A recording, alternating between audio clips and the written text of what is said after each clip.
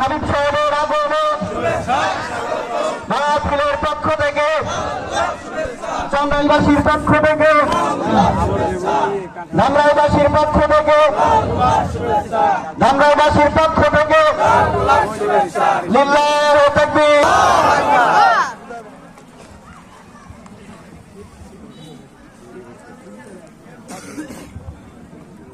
প্রিয় হাজিরিন, আমাদের মাঝে এসে উপস্থিত হয়েছেন আজকের প্রোগ্রামের সম্মানিত প্রধান আকর্ষণ বিশ্ব আলমগীর বিশিষ্ট ইসলামী চিন্তাবিদ গবেষক শাইখুল হাদিস মুফতি আরিফ বিন হাবিব হাফিজাহুল্লাহ।